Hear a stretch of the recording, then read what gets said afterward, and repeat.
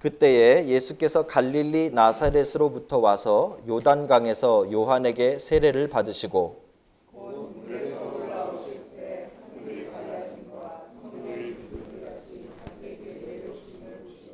하늘로부터 소리가 나기를 너는 내 사랑하는 아들이라 내가 너를 기뻐하노라 하시니라. 같이 있습니다. 광야에서 40일을 계시면서 사단에게 시험을 받으시며 들짐승과 함께 계시니 천사들이 수종들더라. 아멘. 감사합니다. 이제 우리 그리스도의 편지 교회 여러분 주보 보시면요. 이게 제가 지난주에는 잘못 냈는데요. 여기 숫자가 있습니다. 1-10 이렇게 돼 있는데 그건 우리가 이제 교회가 시작돼서 첫 번째 해의 10번째 예배라는 뜻입니다. 그래서 오늘 우리가 이제 드디어 10번째 예배를 드리는 특별한 날이 되었습니다. 여러 가지로 우리 이제 자리를 잡아가고 있는데요. 교회법적으로는 이미 이제 우리 지난번에 말씀드린 대로 노회에서 이제 교회 설립 허가가 나왔고요. 6월 18일 날 이제 노회 목사님들과 또 한국에 있는 고신 총회장 목사님 함께 오셔서 창립 예배를 그렇게 드리게 될 것이고요. 그다음에 뉴질랜드에서는 이 교회법만 따를 수 있는 것이 아니라 또 이 뉴질랜드의 사회법도 또 잘 맞춰서 따라야 됩니다. 그래서 저희들이 이제 법인 등록을 교회 법인 등록을 마쳤고요. 이제 비영리 단체이기 때문에 비영리 협회에 가입해서 이렇게 관리를 받아야 됩니다. 이제 그것도 이제 현재 진행 중입니다. 많이 진행되어져서 이제 저희 교회가 이제 겉으로 볼 때 외형적인 준비는 참 많이 되는 것 같습니다. 근데 중요한 것은 우리가 이제 한 교회 공동체가 되려면 이 겉만 잘 준비돼서 되는 것이 아니라, 그죠? 이제 이 내면적인 거, 영적인 준비들이 우리가 잘 되어져야 됩니다. 이제 한 교회 공동체가 됐다는 건 한 식구가 됐다라는 말인데요.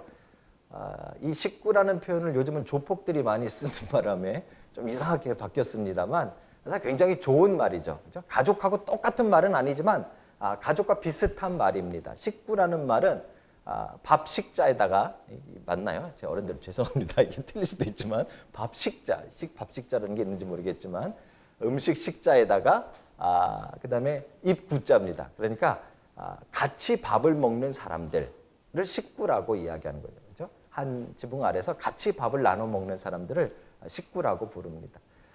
영적인 공동체도 마찬가지입니다. 여러분 우리가 이제 영적으로 뭘 준비해야 되는가? 뭐 법인 등록하고 뭐 노회에 가입하고 뭐 이런 거 다 떠나서 이제 정말 영적으로 우리가 뭘 준비해야 되는가 하면 밥을 같이 먹어야 됩니다. 영적인 밥을.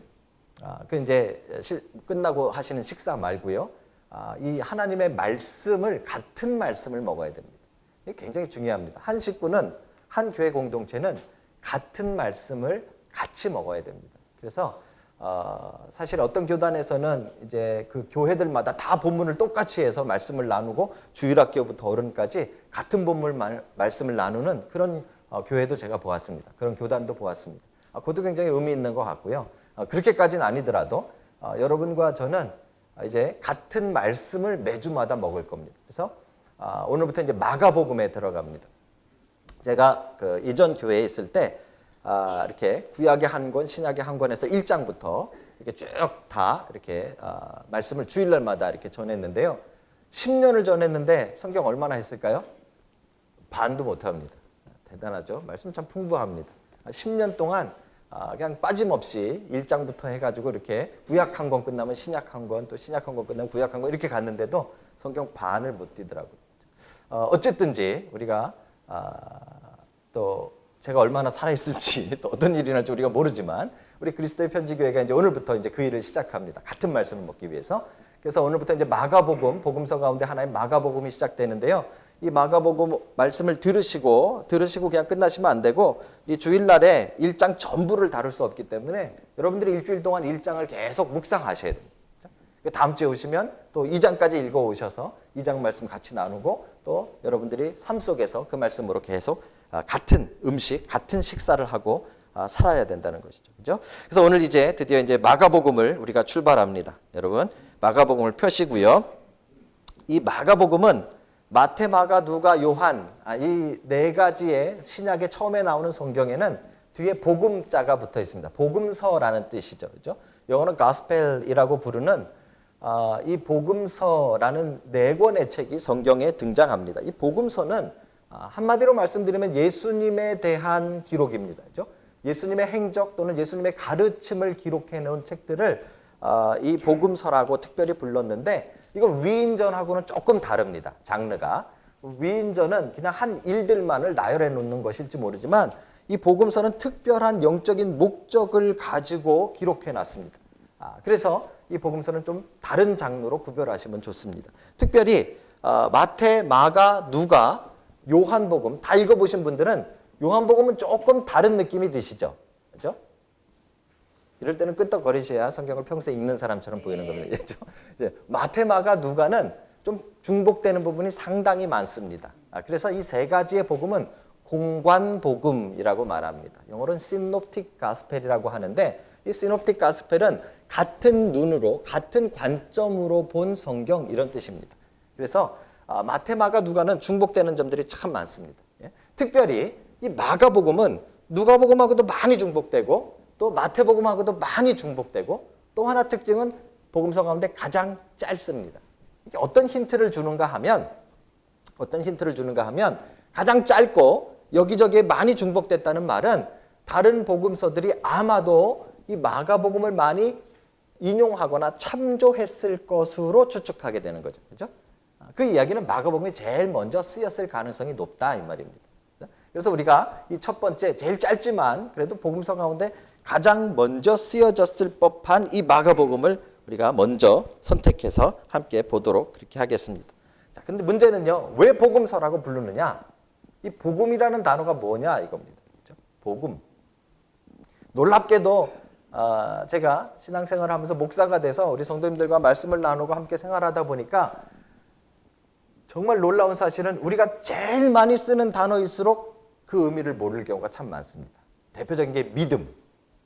많이 아는 것 같아요. 우리가 믿음에 대해서는. 이게 믿음이다라고 잘 아는 것 같은데 성경이 말하는 믿음하고는 조금 다른 믿음일 가능성이 상당히 높습니다. 그죠? 사랑.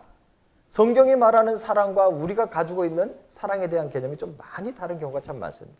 근데 그 중에 하나가 이 복음입니다. 그죠? 우리가 나가서 복음을 전해야 되고 또 우리의 삶의 주일날마다 교회에서 복음이 선포되어진다라고 말하는데 이 복음에 대한 생각이 성경이 말하는 복음인지 아니면 우리가 가지고 있는 잘못된 복음인지 이것도 우리가 좀 한번 생각해 봐야 된다는 것이죠. 그렇죠? 복음이라는 말은 한마디로 풀어서 말씀드리면 복된 소식, 그러니까 굿 뉴스, 기쁜 소식 이런 뜻입니다. 그렇죠? 여러분들에게는 어떤 게 복된 소식입니까? 말 나온 김에요. 여러분에게 뭐가 복음이십니까? 이제 제가 설교 도중에 제 인생에 대한 이야기들, 죄송합니다. 어른들께는 얼마 살지도 못했지만, 그런 이야기들이, 제 삶의 이야기들이 조금씩 나올 텐데요. 제가 예전에 한우리교회를 사역하다가 이 예담교회라는 교회를 개척하기 전에 1년 정도의 공백이 있었습니다. 그 기간 동안에 이 카페 클리닝이라는 일을 아르바이트로 했었는데요. 카페 클리닝을 하는데 주로 갔던 데가 오클랜드 남쪽에 있는 동남쪽에 있는 허윅이라는 지역입니다. 거긴 중국 사람들이 참 많이 살아요. 그래서 중국집들을 많이 들어가서 청소를 하는데 이 대부분 중국집에 현관을 열고 들어가면요, 이 현관 앞에 이 한자로 한문으로 복자를 써놓는 경우가 참 많습니다. 복이라고 써 있는 글자를 액자를 놔두는 경우가 참 많습니다. 근데 한 집에 갔는데 이 복이라는 글자가 뒤집어져 있는 거예요. 이 홍콩 사람 집이었는데요. 그래서 제가 좀 아는 척 하느라고 그래도 이제 한자 몇 자 안다고 이거 글자가 뒤집어졌다고 이거 뒤집어야 된다고 제가 한참 얘기를 했더니요. 그게 아니래요. 중국 사람들 일부러 뒤집어 놓습니다. 아시죠? 이게 복이라는 건 하늘에서 쏟아져 내려야 된다 그래가지고 글자를 뒤집어 놓는데요. 일부러. 이 복이 쏟아지라고. 참 재밌지 않습니까? 근데 이 사람들이 생각하는 복은 뭔가 하면요. 돈이에요. 돈. 그래서 사실은 들어가는 현관에도 보면 이 돈 모양으로 생긴 화분을 꼭 놔둡니다. 중국 사람들. 저희 집에도 저희 어머니가 그걸 키우셔서 쫙 놔뒀는데요. 안 들어오더라고요. 실제로 돈은. 근데 어쨌든지 그 화분을 중국 사람들은 놔둬요. 왜냐하면 복하면 우리는 돈을 많이 버는 것, 이걸 복이라고 생각해요. 여러분과 저도 마찬가지입니다. 복에 대한 생각이 무엇인가 하면 장사 잘 되는 거, 이거 복이라고 생각하잖아요. 그죠? 애들 좋은 대학 가면 복이라고 생각하잖아요. 복입니다. 복입니다. 뭐 사업 대박 나면 이거 복이잖아요. 그죠? 집을 50만 불에 샀는데 3개월 만에 80만 불이 됐어요. 이게 대박 복이잖아요. 우리가 생각할 때. 그죠? 이걸 우리는 복이라고 생각하고 복음이라고 이야기할 때 이것과 연관해서 생각하는 경우가 참 많습니다. 그죠? 근데 성경이 말하는 복음은 집을 샀는데 집값이 많이 뛰는 이런 복음하고는 조금 차원이 다른 복음입니다. 이 복음이라는 단어는 원래 헬라어에서 왔는데 헬라어 복음이라는 단어는 유앙겔리온이라는 단어입니다. 이 단어는 원래부터 있던 단어입니다. 이 복음, 이 교회가 사용하기 이전부터 헬라어에 유앙겔리온이라는 단어가 존재합니다. 이 단어는 어느 때 썼는가 하면 이 전쟁이 나가서 승리를 해서 이제 이 나라에 평화가 왔을 때, 평화의 시대가 왔을 때, 대승을 거두고 단순히 승리한 것만이 다가 아닙니다. 그 승리 때문에 이제 이 나라가 평안해졌을 때, 평강의 나라가 됐을 때, 평화의 시대가 도래할 때 그거를 유앙겔리온, 기쁜 소식이다 이렇게 말합니다. 그렇죠? 또 특별한 왕이 태어나거나 또 즉위하게 돼서 그 왕이 이제 앞으로 이 나라를 잘 통치하게 될 때 이거를 굿뉴스, 유앙겔리온이라는 말을 쓰는 거죠. 이게 무슨 말인가 하냐면요. 성경이 원래 사용하던 이 가스펠 또는 복음, 굿뉴스, 유앙겔리온이라는 이 단어는 개인적인 사소한 복음이 사실은 아니었어요. 물론 개인에게도 영향을 미칩니다. 한 나라에 평화가 도래하면 한 나라에 새로운 통치가 이루어지면 모든 백성들이 그 안에서 평화를 누리고 안식을 누리고 기쁨을 누리고 그죠? 부요함을 누리겠죠. 하지만 우리가 생각하는 대로 사업에 대박을 난다든지 아니면 뭐 집값이 오른다든지 하는 그 복하고는 다른 복음을 성경이 이야기하고 있다는 거죠. 조금 더 포괄적이고요. 조금 더 넓은 의미. 조금 더 나라적이고요. 조금 더 전체적인 의미에서 복음을 성경은 이야기하고 있다는 것이죠. 자, 구체적으로 어떤 이야기들이 정말 성경이 말하는 복음인지 우리 마가복음에서 보겠는데요. 자, 이렇게 시작합니다. 여러분 성경 있으시면 1절에 보시면 이렇게 시작합니다. 하나님의 아들 예수 그리스도의 복음의 시작이라. 이 복음은 예수 그리스도와 연관이 되어졌다 이 말입니다. 다른 복음이 아닙니다. 집값 복음이 아니고, 그죠? 또 뭐 자녀 좋은 대학 가는 복음, 그런 복음이 아니라 예수 그리스도의 복음, 이것에 대한 시작이다라고 처음부터 이야기하고 있습니다. 그리고 어떻게 시작을 하는가 하면 선지자 이사야의 글에 보라 내가 내 사자를 내 앞에 보내노니 그가 내 길을 준비하리라. 이게 무슨 말입니까? 이제 이 복음, 예수 그리스도의 복음은 이 예수 그리스도라는 말이 메시아라는 말인데 이스라엘 사람들이 기다리던 새로운 왕, 메시아에 대한 복음이다. 이렇게 설명을 해놓고 이제 설명하는 맨 실질적인 처음에서 이제 구약에서 예언되어진 이사야가 예언했던 광야에 외치는 자의 소리에 대한 이야기를 합니다. 누구에 대한 이야기냐면 세례 요한에 대한 이야기입니다. 그렇죠? 실제로 이 구약의 이사야가 설명한 대로 이 세례 요한은 광야에서 살게 됩니다. 그렇죠? 4절에 보면 세례 요한이 광야에 이르러 죄 사함을 받게 하는 회개의 세례를 전파하니라 이렇게 설명하고 있죠. 그렇죠? 자, 이 복음을 설명하는데 이제 마가가 맨 처음에 세례 요한을 등장시킨다는 것이죠. 그리고 세례 요한을 등장시키는 이유는 구약 성경이 이야기하던 그 선지자 메시아가 오기 전에 그 길을 준비하려 했던 그 선지자가 바로 세례 요한이다 하는 것을 보여주기 위해서 지금 이 이야기를 시작하는 것입니다. 근데 여기에 재밌는 게 하나 있습니다. 재밌는 게 하나 있습니다. 여러분 호랑이를 잡으려면 어디를 가야 됩니까? 동물원 말고 호랑이 굴 산으로 가야죠. 그죠? 거기 고래를 잡으려면 바다로 가셔야죠. 지금 세례 요한이 뭐 한다고 이야기했는가 하면 죄사함을 받게 하는 회개의 세례를 전파하니라 그랬습니다. 사람들을 회개시키려면 어디로 가야 됩니까? 사람들 많은 곳으로 가야죠. 그죠? 도시로 가야 됩니다. 사람들이 많이 모이는 곳으로 가서 거기서 이제 세례를 베풀고 거기서 사람들에게 회개를 외쳐야 되는데 재미있게도 세례 요한은 어디로 갔는가 하면 광야로 갔더라 이렇게 설명하는 것이죠. 광야라는 말 자체에는 사람이 살지 않는 곳 이런 뜻입니다. 광야라는 말 자체는 거친 곳 이런 말입니다. 광야라는 말 자체는 먹을 것이나 풍부함이 없는 곳 이런 뜻입니다. 그렇죠? 그 곳이 바로 이 복음이 시작되는 곳이라고 성경이 지금 이야기하고 있는 것입니다. 이게 참 재밌지 않습니까? 아무리 생각해봐도 이건 좀 상식적으로 좀 넌센스입니다.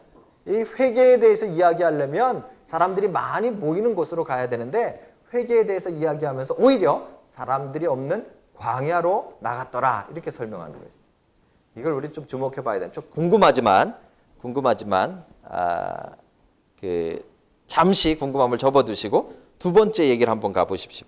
자, 세례를 베푸는 요단강에 이제 예수님께서 나타나십니다. 그죠? 이건 아주 좋은 찬스입니다. 세례 요한이 예수님이 바로 자기가 메시아가 아니라 예수님이 메시아임을 사람들에게 보여줄 수 있는 아주 좋은 찬스가 생긴 것입니다. 실제로 예수님은 오셔서 세례 요한에게 세례를 받으십니다. 자, 아까 세례가 무슨 세례라고 했죠? 뭐 하는 세례요?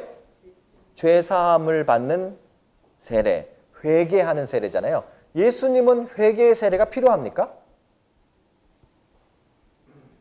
말을 잘하셔야 돼요. 뭔가 함정이 있을 것 같아요. 그죠? 예수님은 필요가 없으시잖아요. 근데 예수님이 세례를 받으셨어요. 이거 참 재밌는 일이에요. 그죠? 이 세례는 단순히 예수님이 받으신 세례는 단순히 이제 회개에 대한 의미만 들어있는 것이 아님을 알 수가 있습니다. 자, 어떤 의미가 있는가를 이제 오늘 본문이 설명해 주고 있습니다.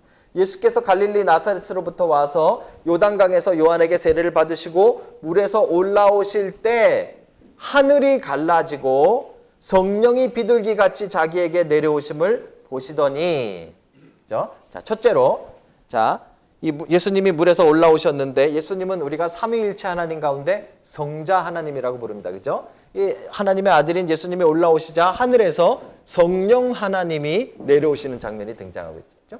뿐만 아니라 하늘로부터 소리가 나기를, 이건 누구 소리일까요? 예, 성부 하나님의 소리겠죠. 그죠? 하늘로부터 소리가 나기를 너는 내 사랑하는 아들이라 내가 너를 기뻐하노라 하시니라. 그죠? 자, 삼위일체의 증거가 여기 있는 겁니다. 예, 나중에 우리가 이 성경 공부 시간에 삼위일체를 다루시겠지만 간단한 이야기는 아닙니다. 세 분인데 한 분, 뭐 이런 뜻입니다. 그죠?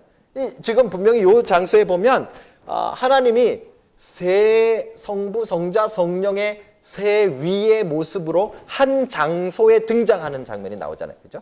옛날에 이단 가운데 어떤 이단이 있었는가 하면 이 역할론인데 제가 교회 오면 목사, 집에 가면 아빠, 직장 가면 일꾼 이렇게 나눠지는 것처럼 하나님도 성부 하나님, 구약의 성부 하나님, 신약에는 성자 하나님, 그다음에 이제는 지금 시대엔 성령 하나님 이렇게 나눠진다라고 보는 사람들이 있었습니다. 그게 아니라는 것이 여기 등장하죠.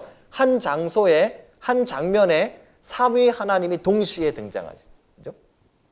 그런데 이 동시에 등장하셔서 뭘 설명하는가 하면 이는 내 사랑하는 아들이라 내가 너를 기뻐하노라 하는 장면이 등장합니다. 자, 이게 이 예수님이 받으신 세례의 아주 중요한 역할입니다.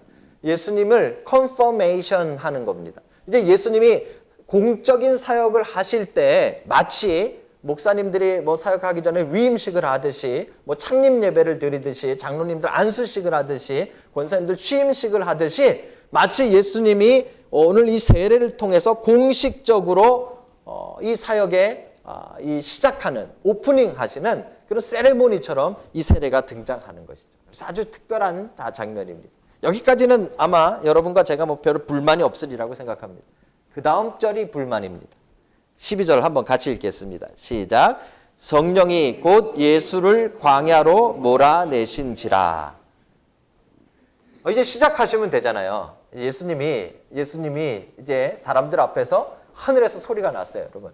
사람들이 볼 수 있게 비둘기의 모양으로 성령이 내리시는 걸 사람들이 봤어요. 그럼 누가 봐도 이분이 바로 메시아라는 것이 증명되었단 말이죠. 그렇죠? 이제부터는 하나님의 나라의 일을 예수님이 공적으로 출발하시면 돼요. 시작하시면 돼요. 그런데 놀랍게도 성령님이 예수님을 어디로 끌고 가시는가 하면 광야로 끌고 갔더라 이렇게 설명하시는 거죠. 또 광야가 등장해요. 그렇죠? 왜 하필이면 광야인가?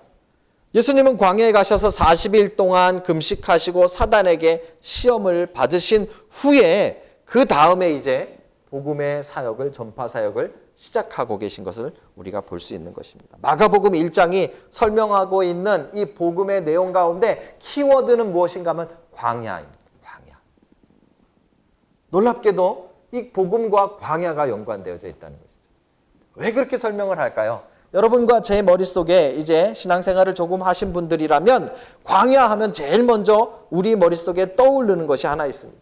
뭐가 떠오르십니까? 출애굽이 떠오르시죠. 그죠? 이스라엘 백성들이 하나님의 권능의 능력에 의해서 애굽을 탈출해서 홍해를 건너고 들어선 곳이 광야입니다. 사실 이 광야를 거쳐서 하나님이 약속하신 가나안까지 들어가는 시간은 2, 3일이면 족합니다. 그런데 그 광야에서 이들은 하나님이 약속하신 땅에 바로 들어가지 못하고 40년 동안은 그 광야를 뱅글뱅글 도는 일을 당하게 되어지죠. 그렇죠? 우리는 그 장면을 잘 보아야 합니다. 이스라엘 백성들의 실패한 곳입니다.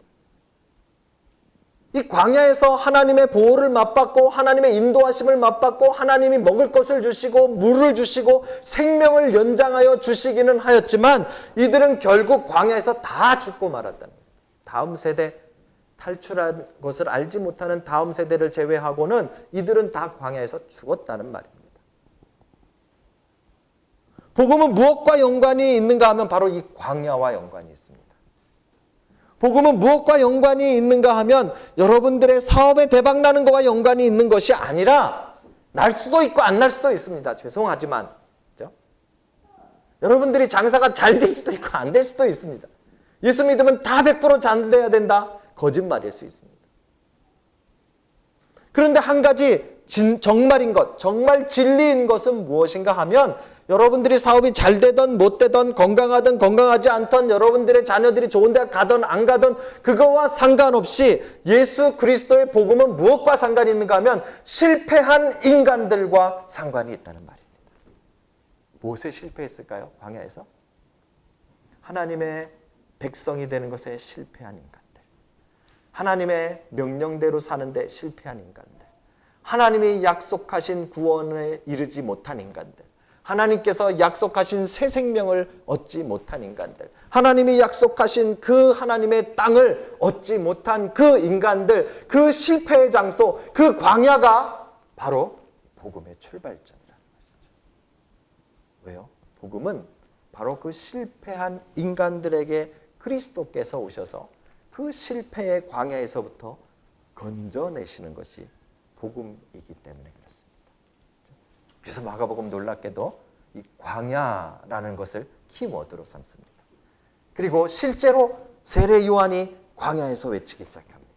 복음은 광야에서 준비되는 것이죠. 그렇죠? 아무리 노력해도 죄의 문제를 해결하지 못하고 아무리 노력해도 하나님과 가까워지지 못하고 아무리 노력해도 원망과 시비와 질투 속에서 살아가고 있었던 그 인간들에게 복음이 제시되고 있다는 말입니다. 이제는 그리스도로 말미암아 하나님의 말씀대로 살 수 있는 소망이 생긴 것이죠. 이젠 그리스도로 말미암아 하나님과 친밀한 삶을 살 수 있는 복음이 열리게 됐다라는 말입니다. 사랑하는 성도 여러분, 이것이 마가복음이 우리에게 설명하고 있는 복음입니다. 실패한 광야에서 듣는 복음이죠. 그렇죠? 여러분들은 어떤 삶을 살고 계십니까? 여러분들은 성공한 삶을 계십니까?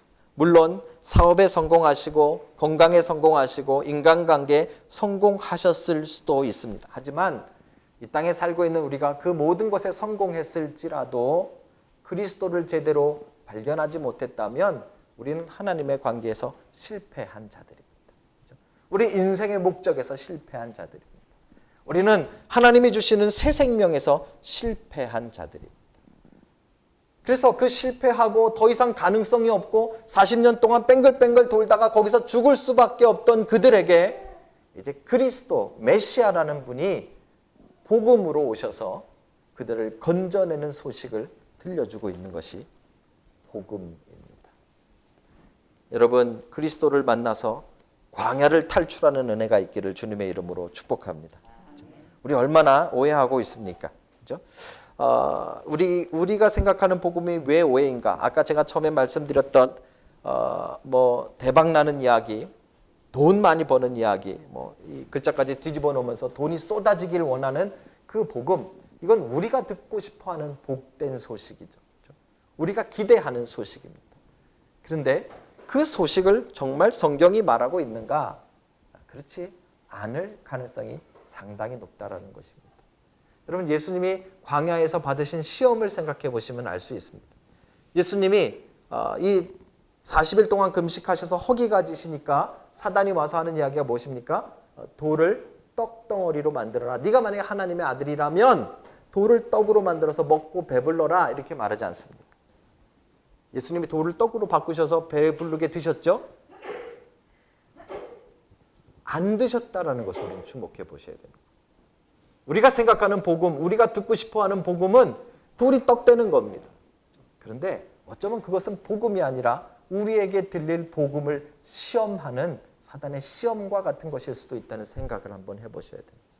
예수님을 이끌고 성전 꼭대기에 올라가서 사단이 여기서 뛰어내려라. 만약에 네가 하나님의 아들이라면 천사들이 네 발을 보호할 거 아니냐. 성경에 나와 있지 않냐. 한번 뛰어내려봐라. 그렇게 시험하지 않았습니까? 그렇죠? 예수님이 뛰어내리셨죠? 천사들이 쫙 나와서 발을 이렇게 잡았죠? 여기서 끄떡거리시면 안 됩니다. 그죠? 안 하셨잖아요. 안 하셨잖아요. 우리가 생각하는 복음은 우리의 삶이 편안하고 안정되고 사고 없고 무사하기만을 바라는 것이 우리가 듣고 싶은 복음인데, 사실 예수님은 광야에서 그것을 이룬 것이 아니라는 거죠. 그렇죠? 예수님을 산꼭대기로 사단이 끌고 가서 나에게 절해라. 그러면 이 모든 세상을 너에게 주겠다라고 사단이 유혹하지 않습니다. 명예에 대한 것입니다. 우리가 듣고 싶은 복음이 바로 그거 아닙니까? 명예에 대한 것. 예수 믿으면 우리도 조금 남들보다 잘 나간다라는 거죠. 예수 믿으면 우리가 남들보다 조금 더 우월해질 거라는 생각. 여러분, 그것은 복음이 아님을 예수님이 직접 보여주신 것이죠. 예수님은 오히려 그 광야에서 40일을 금식하시고 고생하시고 그 사단의 그 유혹들을 뭘로 물리치셨습니까? 하나님의 말씀으로 물리치시죠. 그렇죠? 여러분, 여기에 우리의 키가 있는 겁니다. 우리가 정말 참된 복음을 붙잡게 되어지면 이제 우리 안에 어떤 일이 시작되어야 되는가 하면 하나님의 말씀이 들리기 시작합니다. 그렇죠? 하나님의 말씀으로 여러분들이 날마다 하나님과 가까워지고, 하나님의 말씀으로 여러분들이 날마다 새 힘을 얻고, 여러분 하나님의 말씀으로 이제 광야에서 죽을 뻔한 우리의 절망적인 인생이 소망으로 바뀌게 되는 것, 그것이 복음인 줄 믿으시기 바랍니다. 오늘 마가복음을 통해서 우리에게 설명해 주시고 있는 복음, 참된 복음이 여러분과 제 마음속에 온전하게 선포되어지고, 그 놀라운 복음으로 말미암아 광야 같은 우리의 삶이 정말 꽃길 같은, 그렇죠? 그리스도와 정말 은혜와 능력으로 충만한 그러한 놀라운 자녀의 백성의 삶으로 변화되어지기를 우리 주님의 이름으로 축복합니다. 기도하시겠습니다.